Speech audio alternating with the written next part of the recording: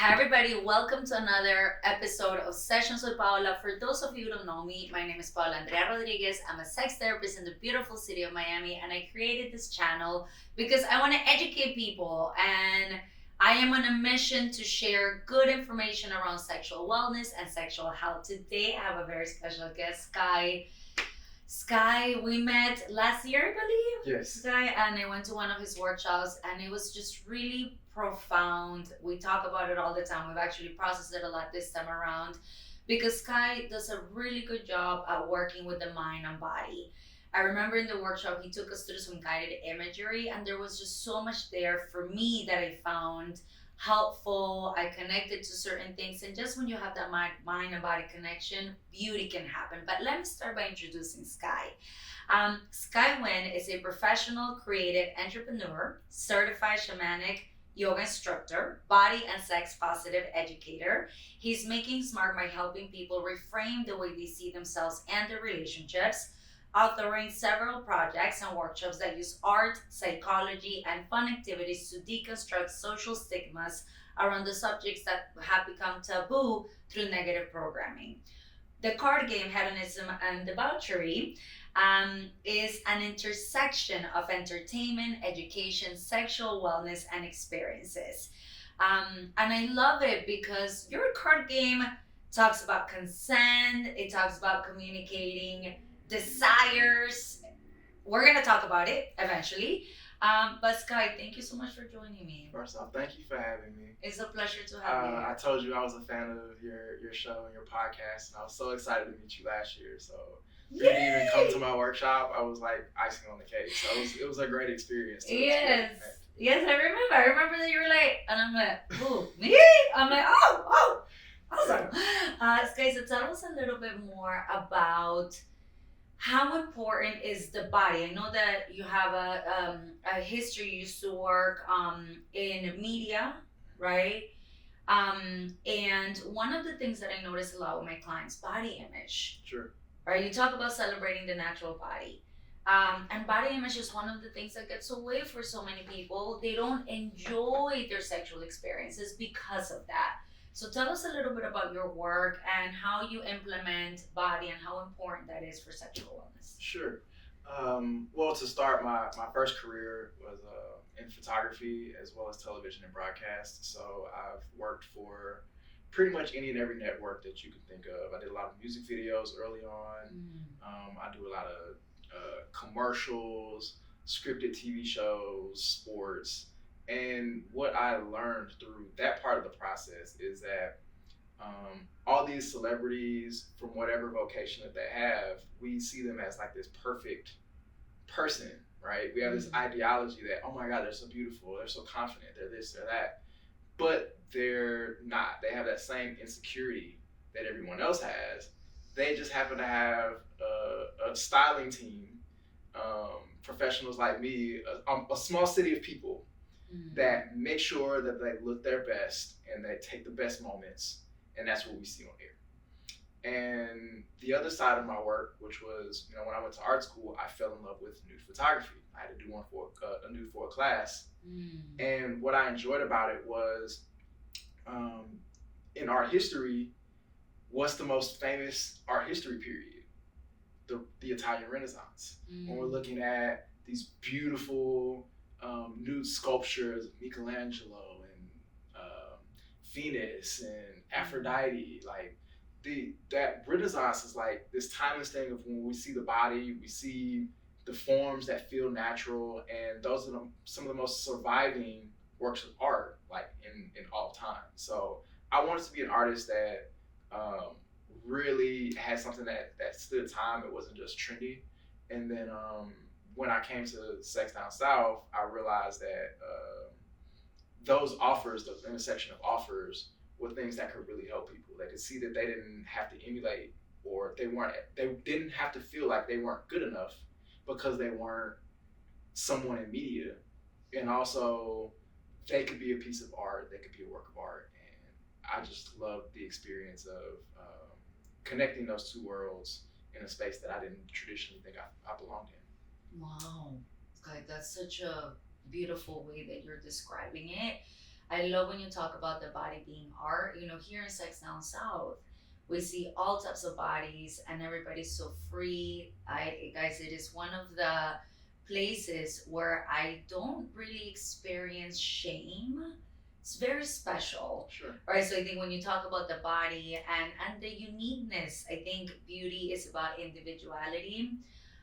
You talked about the celebrities, which is interesting. I can't remember the exact percentage, but I think it doubles. They're more likely to commit suicide when you're a celebrity. Right. I think it's doubles the possibility that this could happen. So no one prepares you to have eyes on you all the time. Yes. And in media business, like even though I'm on the other side of the camera most of the time, you experience very high highs and very low lows, right? It's the most dramatic extreme that people deal with. Someone who works a 9 to 5 every day, people know you, but they don't know you everywhere you go. Your worth isn't contingent on whether people like you, whether people want to buy into what you do, whether you're sexy enough, whether you're talented and agreeable enough. So people that are in the spotlight or in these types of industries have to deal with a lot of people pleasing, barriers to entry, and a ridiculous ton of rejection, self included. If they're only hiring 1 or 2 camera people and I wanted the job and I felt like I was good for it, but I didn't get hired, I'm being rejected. So there's a lot of that you don't see. You see the end product. You see what shows up on your television, and you don't see the hundreds of people that were involved with making it. You don't know the turmoil that went into some of those people's lives while they were in the process of doing it. You just get your piece of entertainment.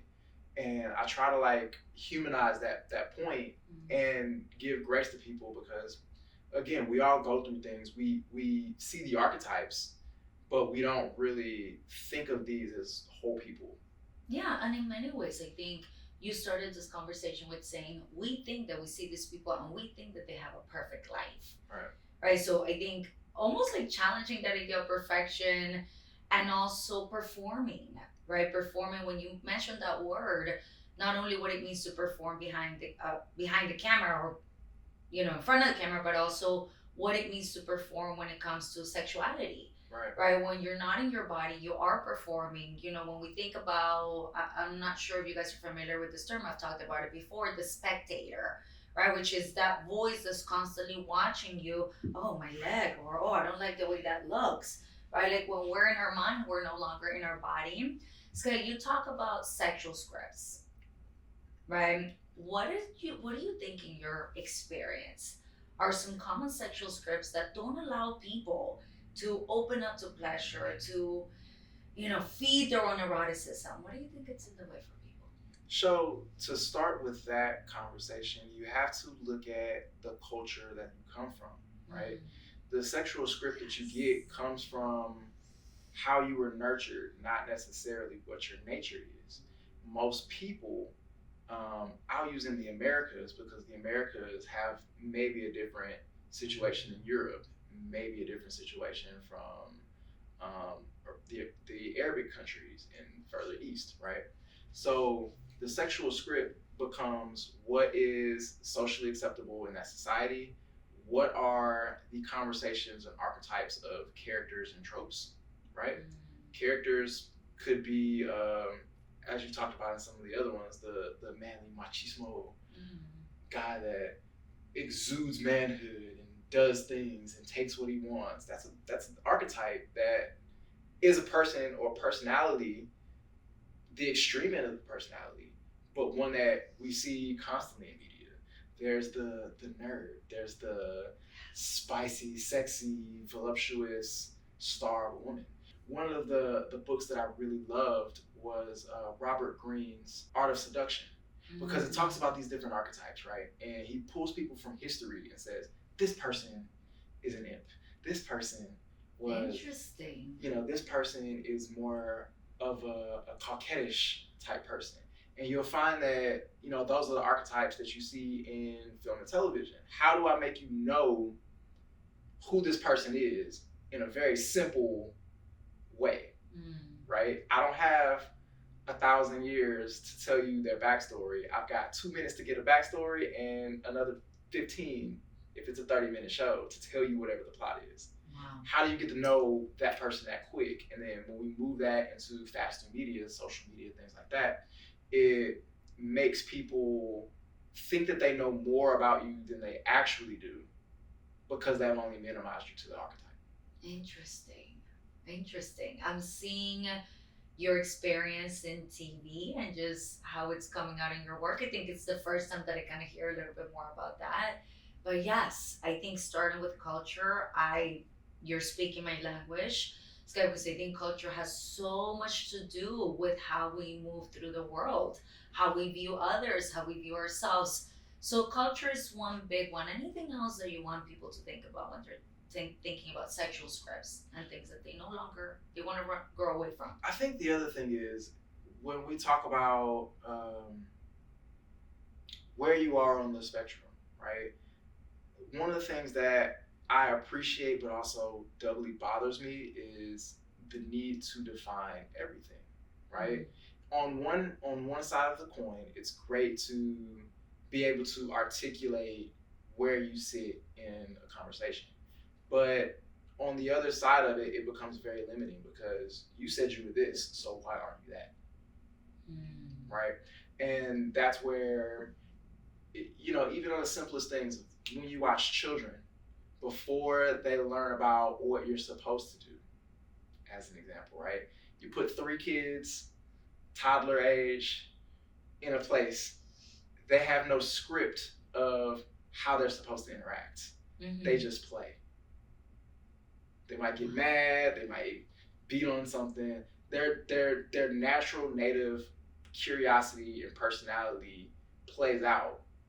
And more often than not, as we become adults, that natural curiosity, that natural desire to play, that natural desire to connect gets beaten out of you because you have to be in this pocket, in this lane, yes, in this thing. Yes. I had a conversation with someone last night and they asked me, "Oh, are you?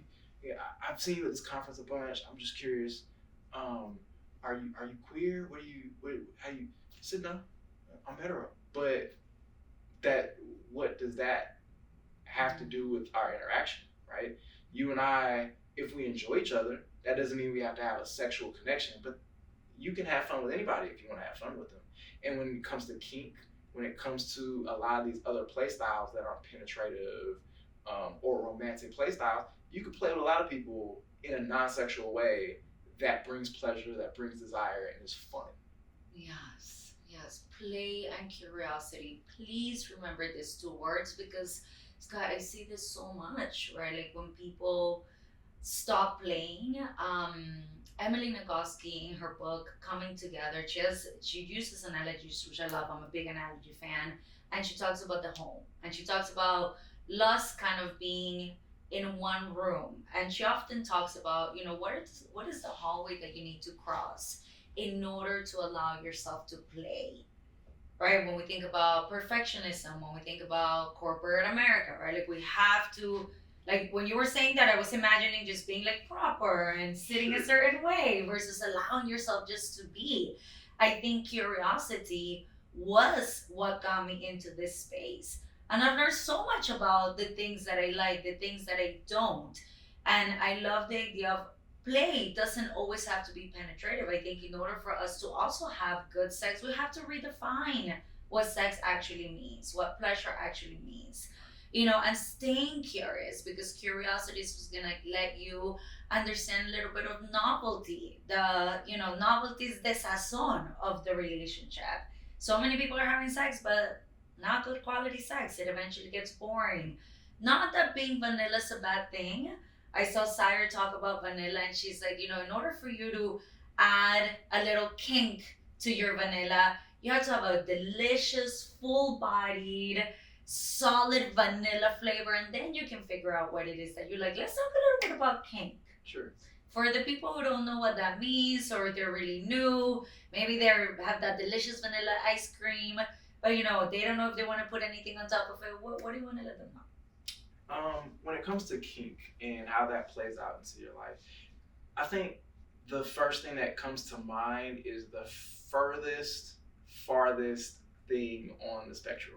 Like people's minds immediately go straight to the dungeon being tied up, and yes. 50 Shades of Grey. All right, so I have a medium hate relationship with that connotation. I mean, that's what's made it more popular in media in the last 2, 3, 4 years. But again, when you look at films, you can only put so much in, and sometimes it's easy to tell a story that maybe doesn't represent what a community or how things are supposed to go, because it's better storytelling, right? For people who are uneducated, it may make them feel like, oh, this is how it's supposed to go, and it's what it is. Yes. For people who maybe are educated, they might look at how that played out and say, oh, he was manipulative. Yes. He was abusive. That's what I hear. And not enough consent. Not enough consent. And, when you look at, with anything, you want to start on the base of being consenting, and people make that such a hard conversation because it was never like anybody, our age, if you were born in the 90s, 80s, 70s, or 60s, like further back, you didn't really talk about consent. You didn't really know what that was. There was never, so true. You can't be mad at your parents for not teaching you because nobody taught them, and the world was wilder, in that space. So there was no time to learn those types of things. So ongoing consent does not have to be, is this okay? Can I touch you? Do you like it? You want some more? Mm-hmm. You having fun? Mm-hmm. Ooh, I can see it on your face. You want more, don't you? Mm-hmm. I'm not gonna do it again until you tell me you want more. Mm-hmm. It becomes dirty talk. It becomes play. And you can really change how an experience is just by asking them, oh, I see you sitting there and you're relaxed on your shoulders. Are your feet okay? How long have you been wearing those? You can add opportunities for people to opt in a way that makes them feel good, makes them feel comfortable, right? And that was what how I built that deck, was like thinking about, you always want to play, you go on these different dates or these different experiences, you want these different experiences, but you never know how to get into them, right? So it was like, I have curiosities, everyone has curiosities about things, but they're like, oh, I can't do it. I don't know anything about tying people up. I don't know anything about, maybe I might spank an ass in doggy, but I've never used paddles or floggers or any of those types of things. That seems like it's so wild. You can start with things that make you feel comfortable, things around the house. One of the things I've done was had a sensory experience. This is kind of my thought this weekend. Had a sensory experience where me and a partner took things from the house, all around the house, and were blindfolded, and they used those objects on the skin. And you're like, what is that? It could be anything. Anything can make a sensory experience. Because you didn't know what object. You don't know what it is. Idea. Yeah. You assume, oh my God, is that a knife? Are they stabbing me? What is that? It's a nail file. It's a fork. It's a pizza cutter. It's a wooden spoon. It's, there's so many interesting tactile objects. It's a tie. You have so much stuff in your house that could just be fun to play with that doesn't have to go much further than just the idea of playing and having the moment, right? And being in the moment is what's most important. You want to connect. It's not about the end. Sure, there's going to be an end, but the end is going to look different every time. Yes, Guy, and I think when you talk about consent, I love what you said. Yael, earlier she was talking about self-compassion, right? Because I have clients sometimes, and me myself, kind of realizing, oh, that experience wasn't fully consensual, but also people that are like, oh my God, Paula, I had this college experience and I don't know if that person fully consented. Consent is kind of like a new thing, but being really compassionate, because like Sky said, your parents might not have learned about consent. And one of my favorite things about the community here, the kink community, is that so much consent. Sure. So amazing. And I love how you model. Take that. Watch this again, especially for my men out there, right? Because sometimes when people are being sexual, literally what you say, is this okay? Can I touch you here? Is this, right? Like versus that, oh, you've been sitting all day, are your feet okay? And there's something about that entices you, Yeah. And I mean, in the process of that, like there are several things I'd love to say to men or male represented people. Is like, one on the first side of it. Before I get to men, I want to start with no one is educated on how to handle and manage relationships. You learn math, science, English, Spanish, You're speaking my language, social studies, You're speaking whatever my those language. things. So how do you expect a person in puberty, a person who just got out of their parents' house, they're going to college, they're trying to live their life, who never learned about how to communicate their feelings, their desires, they never learned about how to interact or connect, or what was socially acceptable in relationships.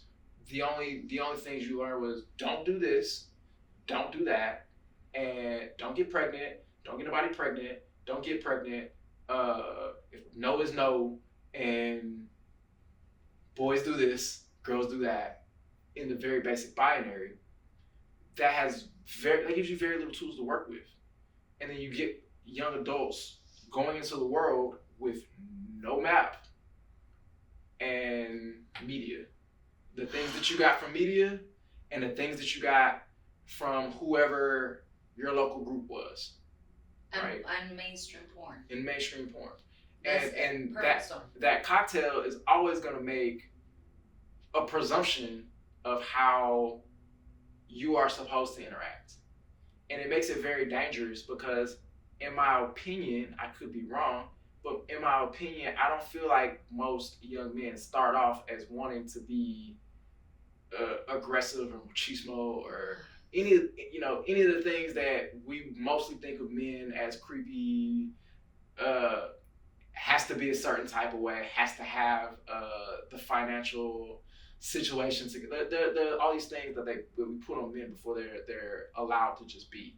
So I think when we change how we educate people from the beginning on how to connect, on how to manage relationships, on how to talk about boundaries and what's important, it's gonna entirely change the world when it comes to how do you date. Because we've got the how do you want to go talk to that person at the bar, you want to riz them, as the kids say, you want to riz them at the bar or via text message or at school. That's the furthest you get. After you've gotten the initial interaction, you have nothing else to work with. You have no tools in the bank. Yes. Let me repeat that, what Sky said. Nobody teaches us how to do relationships well. We have science, we have math, and relationships. There's so many studies that show, Sky, that relationships are such, they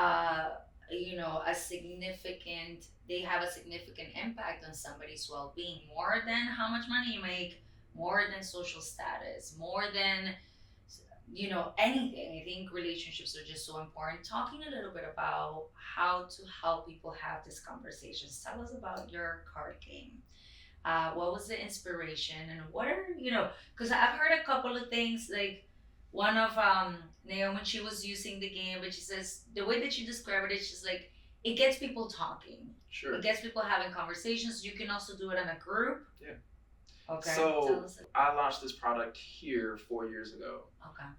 It was something that started on my kitchen table, to be frank.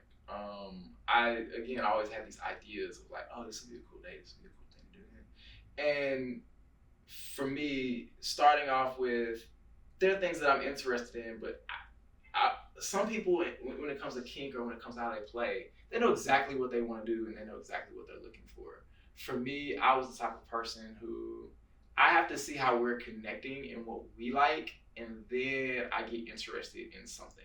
Mm-hmm. So, and that's okay too. It's fantastic because again, no day is the same. What you and I like today is not what we liked yesterday, and we might find something next week and didn't even know it existed. Yes. So, that opportunity to pluck a card, have a conversation, and then are you in that? We might have dinner, we might talk about some other things, and then later on, remember that thing we talked about? You ready? and we're there, we were in it. When I came to Sex Down South, the first year I spoke on a panel about desire mapping, and my first year here, it was like I get put on this panel. I had never talked about sex publicly. My current thought process is most people are only 2 jokes away from being in a sex conversation. They just need the jokes to break the ice to figure out what's okay to say, right? Yes. When I came and I'm sitting on this panel and I'm with Marla and I'm with Shayla Tumbling, who is a therapist. I'm with Jamie Grant, who does trauma. You know, I'm like, why am I here? I'm here just to be the resident penis on the panel. Is that what it is? What do I have to talk about? And when I started talking about the media thing, you know, working with people, shooting them nude, the processes that I learned just in how to connect with people, how to actually see people differently. Because when you're shooting, it's not a sexual experience usually for the photographer. Usually you're like, is the light good? Is it in focus? Did I get the right angle? You're doing all this other stuff. So when I started to really break that down for people, I noticed that there was a shift in some of the people in the room. And then right after that, a few of them came and wanted to do new shoots with me. And then right after that, I'm in the lobby and I'm listening to educators and coaches and enthusiasts. And they're saying, I wish there was more stuff that I would love to try that, but I don't know if I can do that. I said, shit, I got something on my kitchen table right now that I'm using as kind of a makeshift play tool. And when the pandemic hit, I actually took it from just an idea into a full-on product because I had the time at that moment. Love it. Tell us a little bit more about desire mapping. What is that for the people out there? So desire mapping is when you are figuring out what is pleasurable for you in your life. A lot of times when we think about desire, when we think about intimacy, when we think about love, we look at it in a very romantic way. And that is very true, but it's also very limiting. Again, starting with relationships, the only thing that you're gonna have your entire life is relationships from the start of your birth to the end of your death, right? It's true. What is your relationship with desire? What things do you desire? Is it to have more time? Is it to feel more comfortable? Is it to travel more? Is it to try new things? Is it to have specific experiences with your partners? Is it to hit certain milestones? So being able to make a map of what all those things look like. What feels good? What do I like to eat? What do I wish I could eat more of? Yes. Right? Yes, God. How do you practice desire outside of the sexual context? Right, because all these things is what makes you a whole person. So doing desire mapping gives you that opportunity to start seeing what all those things are. You know, a lot of times we'll look at something and say, oh, I wish I could do that. I wish I could be in that. These are desires that you have that you've already thrown away before you've given them an opportunity to resonate with you and see how it could work for you. So it's giving yourself that opportunity to opt in. And again, I learned as much on that panel as I did give on that panel because it was my first sexual education experience that wasn't health class. Right? I love it. And from there, like I took those principles, I put that in the product. I took those ideas and I put what that experience was into a workshop that I called Love Thy Body.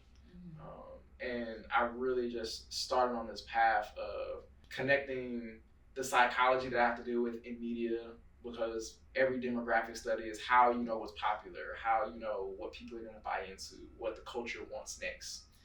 The art, which is what's art. Everything around you is art. Sure. Seeing yourself as art, you know, the clothes you wear, the fashions you want, the things you watch, the things you buy, all that stuff is the art. And then the sexuality is, you know, very clear. It's how do you connect with kink, desire, play, and intimacy. And I think when you were describing, Scott, you were saying, you know, people, oh, I wish a desire, but they kind of, you know, they don't even engage with it. They give up on it. But also, I love cards like these because when you talked about, oh, let's talk about this and we'll talk about it at dinner and maybe later, that talking about it, that is pure foreplay. Sure. Right? Because you're entering into your partner's or your lover's world and kind of seeing them with a different set of eyes. And, you know, I talk a lot about novelty. I think it's so important. And you mentioned something else, which I want to highlight, when you talked about, we may not want the same. Today I like this, tomorrow I like something different. Because in my work with couples, guys, sometimes people get stuck. Yeah, but that worked last time. And Yeah. for people, I see this a little bit more in men, but for people that just kind of want directions, and that's protective. If I do the directions and I get it right, and then you get an orgasm, and it's okay. Yeah. But and when something changes, they're like, wait, but I thought you liked that. What do you mean? So it is so important to understand that desire is really different. It's like, maybe today I want an empanada, tomorrow I want chocolate. I don't know. Seeing it in that way. Sure, and then also giving grace too, because one of the things that we take for granted, right? In the binary, your body feels different all the time. Today, I might be open to something because my body feels really good. Tomorrow, I might feel bloated, right? I might feel heavy. I might be sore. There are other factors that come in. You might be dealing with chronic illness. There's so many other things that might make the note that's not, I'm just not into it. It might not feel good today because my body doesn't feel good today. I wasn't ready for that today. I'm self-conscious today. But we aren't always, again, necessarily trained or know how to say that. Sometimes it's not sexy to say, oh my God, well, I want to, but it's not. Yeah. You know, right? But how real is that? If everyone in life has lived that moment at some point, I want to, oh my God, but I had 6 tequila shots and I'm just trying to stand up straight. I'm really wanting to fall over and throw up right now. Like, it's really, we even if you don't drink, you can take all these thought processes, all these different things, all these different moments in life where you were here for it, but you weren't here for it. And it's tough to communicate that because you want to feel desirable, you don't want to be vulnerable, you don't want to turn off the person who is interested, but also you don't want to neglect the desire of the other person either, and that becomes the delicate dance sometimes with whether you have the communication to process that and work through it. Yes, because now you're talking about context. Yeah. Right, and earlier we were talking about responsive desire, spontaneous desire, and context when it comes to responsive desire. People who don't want sex out of the blue, but with the right context, physical stimulation, and it's like, oh, this is nice. Why don't I do this more? Sky, thank you so much for all this wealth of information. Love to have you in this context. Thank you for joining sessions with Paola. I'm sure we're going to continue running into each other. Absolutely. And doing work together. Yeah. So thank you so much, guys. Where can we find you before I let you go? How can people find you? How can people buy these cards? Sure. Tell us. You can find me at respectfulplay.com. That's where you can buy the decks. Okay. I have links to everything, Instagram, Twitter, everywhere. Mm-hmm. You can also reach out to me directly from my link tree. You can find all that through the website, respectfulplay.com. One of the things that I want to also tell people about this deck is I made it for couples as well as for groups, just so that conversation, like when you go to spaces, sometimes you feel like you're the only person, right? I'm the only person that's going to be into that. I'm the only person that can have it. This gives you an opportunity, much like the workshops that I do, that give you the opportunity to have conversations and connect with people that you maybe didn't think you would have a connection with. You get to learn from people that you didn't think you'd learn from. You get to explore conversations that you maybe wanted to have or maybe you didn't necessarily know you wanted to have, but you also get to shoot shots. Sometimes there's somebody you are interested in, but you don't know how to necessarily bring it up. Maybe there are things that you want to try. This is an opportunity to use the excuse, oh, this came up on the cards. What do you feel about? How can we do that? Maybe not today, maybe next week. And it gives you these opportunities to find new ways to connect with your desires. So I'm very thankful that you gave me the platform. Yes, guys, one more thing, because you keep on saying all this good stuff. Yeah. I think that, giving yourself permission that if you're having this conversation, it doesn't mean that you have to do it. Yeah. Right? Because I think for couples, it's like, well, communicating around sex, even though everybody talks about it, it's so hard for a lot of people. And so I love the idea of, we're talking about this. Talking there's not a lot of risk. It doesn't mean that tomorrow we're going to go and do this activity, but let's pick each other's brains. Let's see, you're learning something new about each other. And what you said, Sky, I love that. Relationships are the only thing that you have from beginning to end. Thank you, Sky. You're awesome. All right, guys, we gotta leave because we gotta go get back to the conference, to learning, to playing, to doing all that good stuff. Thank you so much for listening to me and to us. And I'll see you soon. Gracias y bienvenidos.